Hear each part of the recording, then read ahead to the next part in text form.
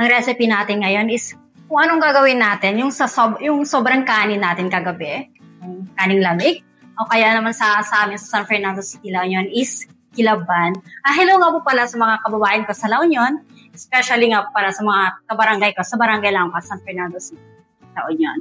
Kaya ano pa inantay natin? Umpisahan na natin. 1.5 cup na kanin, 1 egg, kalahating kutsaritang asin,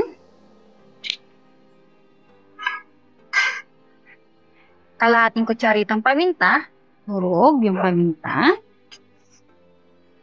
kalahating kutsarang baking powder,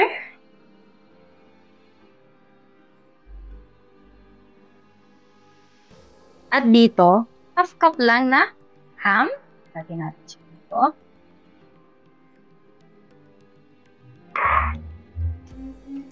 $150 grams na cheese. Mozzarella yung gamit ko dito.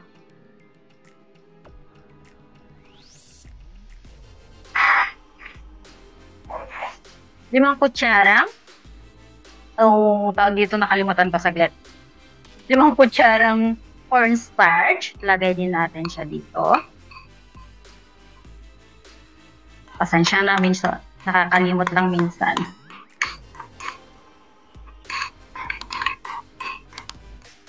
Yan.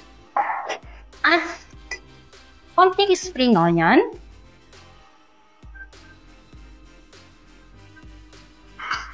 At mix lang natin siya.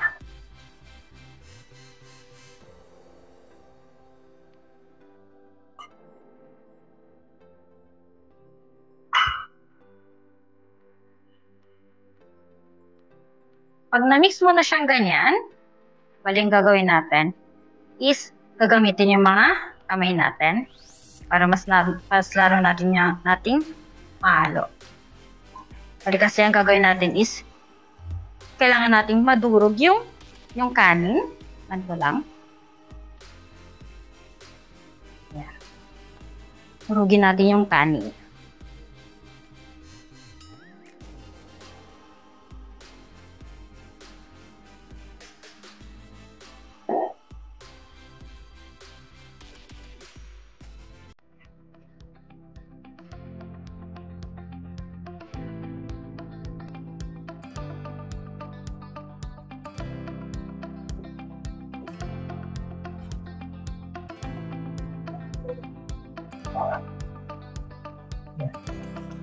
Yan, na-combine na natin lahat yung ingredients natin. Ang susunod na step natin is ganito. Kuha tayo ng konti. Ganito lang siya. Yan. Open natin siya. At dito is may cheese ako. Lagyan natin dito sa loob. Para natin ganyan. At bigay natin hanggang lumabas yung hangin sa loob. Yan. Tapos, i-roll natin. Bilog, pabilog-bilog lang. Yan. At dito, may beaten egg. Lagyan natin dito sa beaten egg.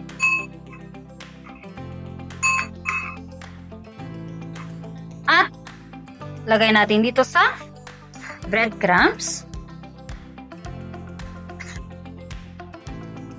Ganito lang yung proseso niya. Hindi siya mahirap gawin. Yan. Kaya na siya, lagyan natin sa pan. Ganun lang siya. Paulit-ulit lang hanggang maubos natin yung kanin natin. Ganito lang siya. Kadali. Yan. Ganun lang. Bigayin natin siya ulit. Roll natin.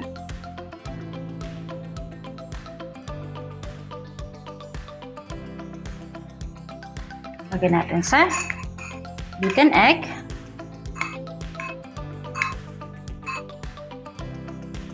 At sa breadcrumbs.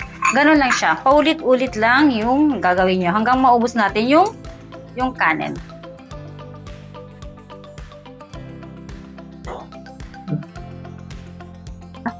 Ayan, na-roll na natin siya lahat. Bali, ang gagawin na natin is i-fry na natin. Dito is mainit na yung mantika natin. Lagay lang natin siya. Ayan lang natin siya maging golden brown at ibig sabihin, luto na siya.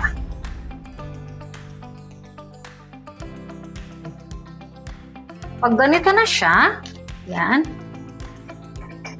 Okay na yan. Hanguin na natin siya.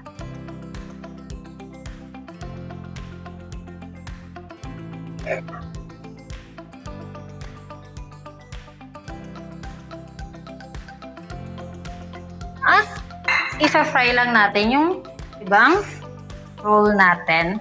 At papakita ko mamaya sa inyo kung ano na yung kinalabasan niya. Ayan, na-fry na natin siya lahat. At syempre, titikman na natin.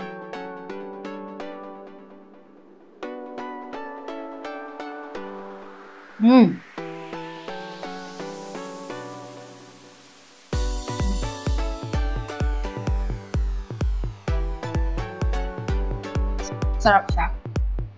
Tamang-tama lang. Yung timpla niya. Kaya, kapahintan nyo.